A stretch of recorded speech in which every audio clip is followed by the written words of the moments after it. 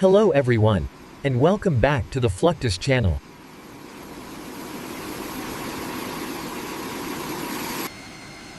The C-5 Galaxy is one of the largest aircraft ever placed in the U.S. Air Force service.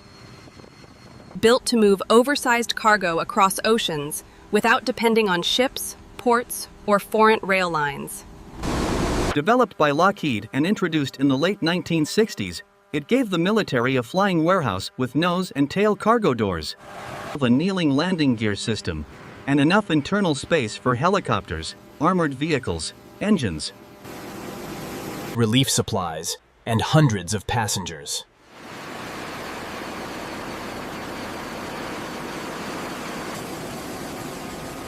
The modern C-5M Super Galaxy can carry more than 280,000 pounds of cargo. And its maximum takeoff weight is about 840,000 pounds, close to 420 tons.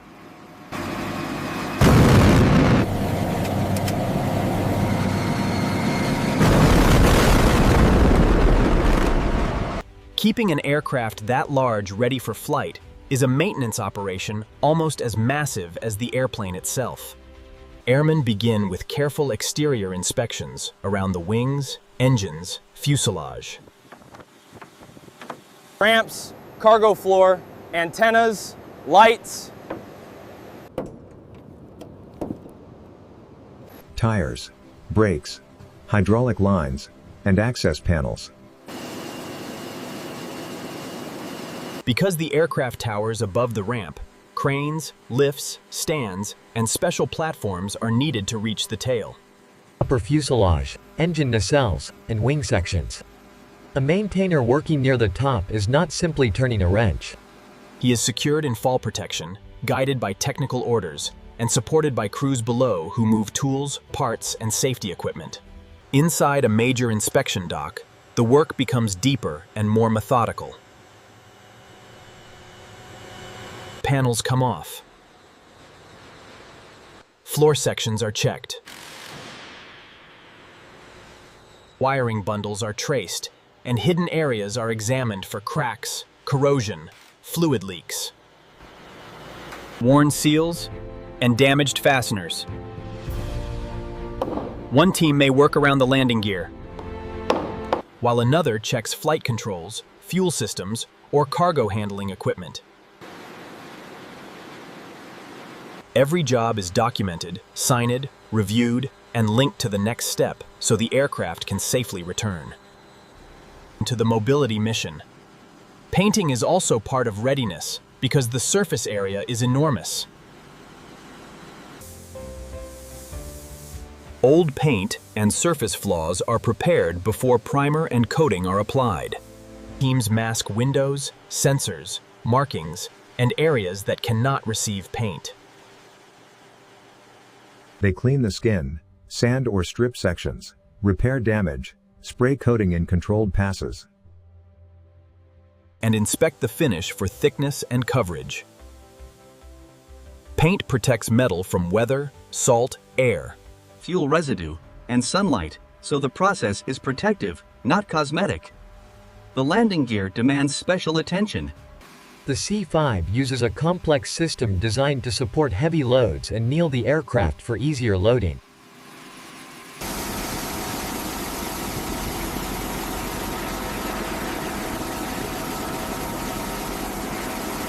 During testing, airmen cycle the gear, watch the bogies rotate, inspect struts, check hydraulic pressure, listen for abnormal movement, and confirm that indicators match the real position. Brakes, tires, steering links, doors, uplocks, and emergency systems must work together. A failure here could affect loading, towing, takeoff, or landing. That is why C-5 maintenance is both mechanical and strategic.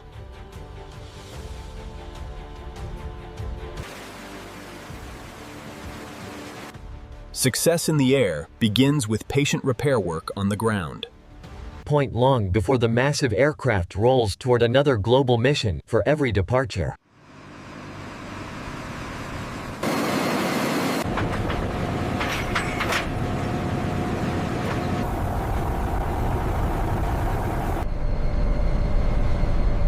Military cargo aircraft are not the only giants that depend on intense maintenance. Commercial cargo planes keep global trade moving by carrying electronics, medicine, machinery, mail, food, and urgent parts between continents. Many began life as passenger aircraft, before being converted into freighters. The Boeing 747 is one of the clearest examples. With its wide body, long range, upper deck, and huge internal volume, It became a natural candidate for cargo conversion after passenger service. Engineers removed seats, galleys, overhead bins, interior panels, and passenger systems. Then strengthen the floor, install cargo handling rails, modify doors, add fire protection, and prepare the aircraft for pallets and containers. A converted freighter must be inspected as carefully as a military transport. Maintenance crews check engines, avionics, flight controls, hydraulic systems, pressurization, cargo locks, floor beams, lighting doors, and emergency equipment. The cargo door is especially important because it must seal tightly in flight and open reliably on the ground. Cargo aircraft work long hours, often at night, and their schedules leave little room for delays. A grounded freighter can interrupt supply chains and force planners to reroute time-sensitive cargo quickly worldwide.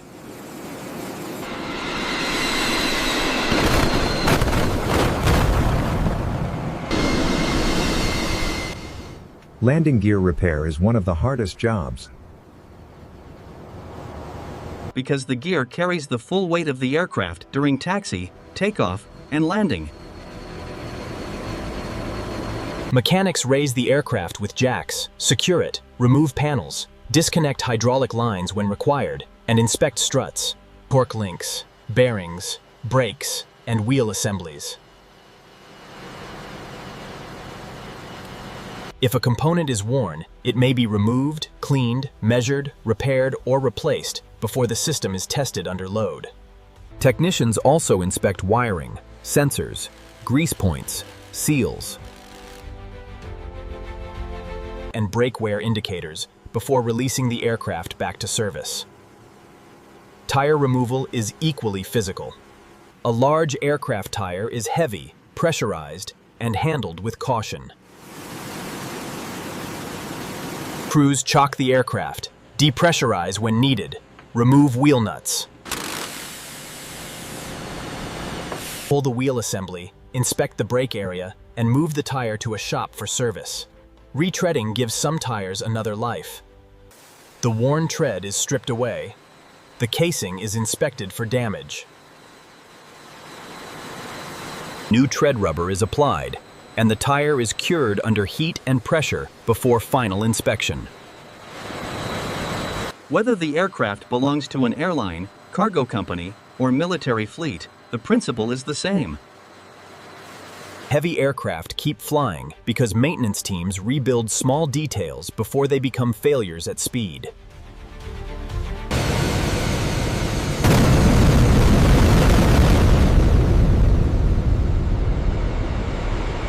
Fighter jets serve a different mission from cargo aircraft, but they depend on the same discipline. For the U.S. Air Force, fighters provide air superiority,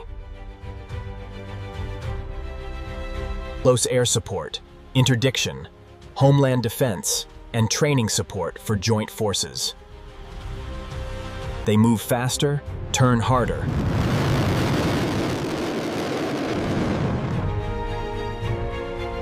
and carry weapons that must work under extreme stress. That means maintenance on land is constant, detailed, and unforgiving. Every launch depends on people who understand the aircraft as a combat system, not just a machine. Line maintenance happens closest to daily flight operations.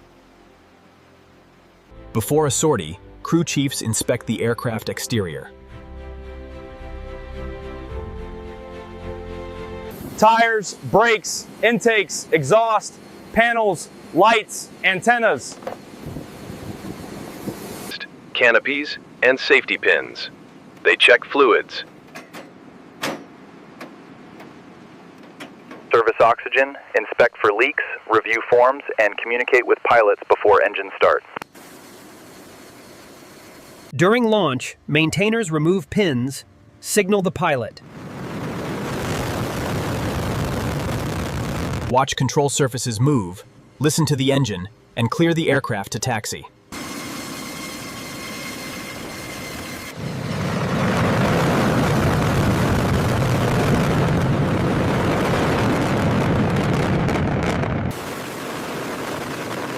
After landing, they perform recovery inspections, looking for heat damage. Loose fasteners, tire wear, bird strikes, and faults reported in the cockpit. Phase maintenance is deeper. It happens after a set number of flying hours, or according to scheduled inspection requirements. An F-15E or F-16 entering phase may be pulled into a hangar, opened across many panels, and examined far beyond normal line checks. Specialists inspect structures, fuel systems, landing gear, avionics, ejection seats, environmental systems, and flight controls. The difference is depth. Line maintenance keeps the day's flying schedule moving. Phase maintenance resets confidence at the aircraft after many hours of stress.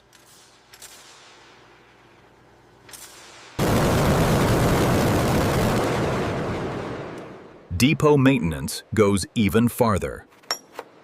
Major parts may be removed, rebuilt, or replaced.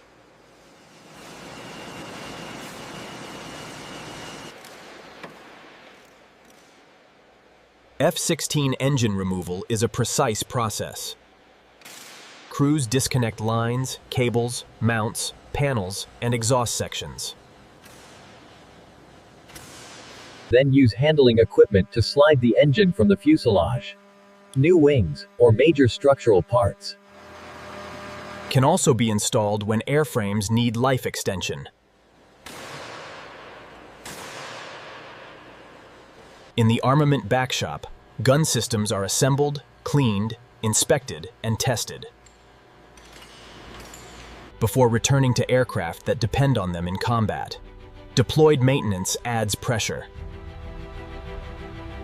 During exercises such as Red Flag Alaska, maintainers work away from home stations with limited space.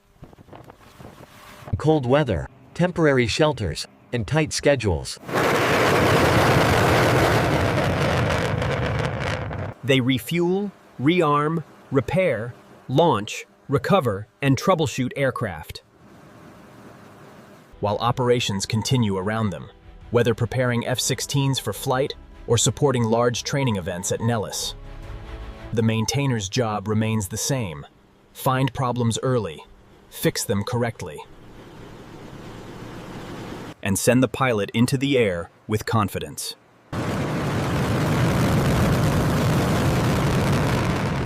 At sea, aircraft maintenance becomes even more difficult because the runway is moving. A carrier flight deck is crowded, loud, windy, and dangerous. Yet FA-18s, helicopters, and aircraft must be repaired, armed, launched, and recovered. Every day.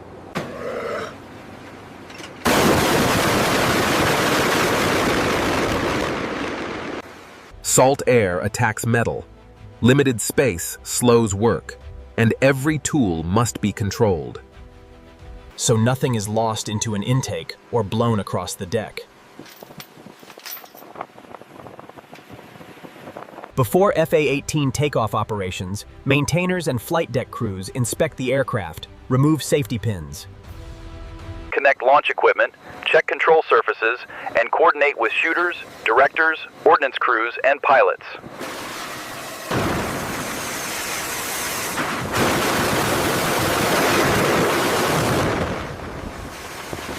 Between flights, technicians open panels, service systems, troubleshoot faults, and prepare the jet for another cycle. At sea, speed matters, but so does accuracy. A rushed mistake can endanger the aircraft, the ship, or the launch sequence. Specialized shops support the flight deck. Tire shop crews break down worn wheels.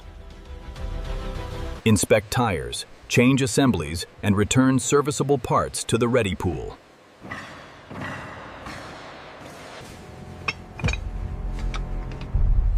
Aviation machinists' mates may run engine tests at night.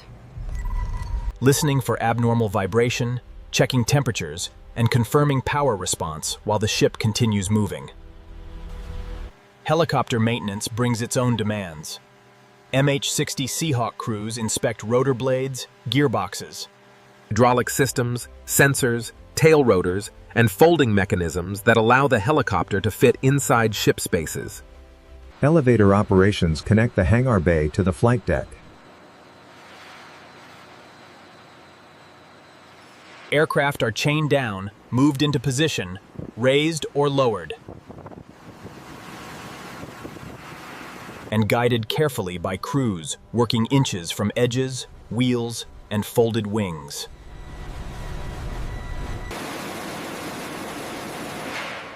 From C-5 hangars to commercial freight shops. From fighter ramps to carrier decks, aircraft maintenance is the unseen system behind every mission. Airmen and sailors preserve engines, tires, landing gear.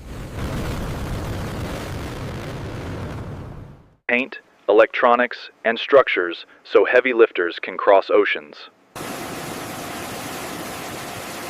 And fighters can return safely again. That's the end of this video. I hope you enjoyed it. Make sure to subscribe to this channel. Subscribe to this channel so you don't miss any of our new content. See you next time.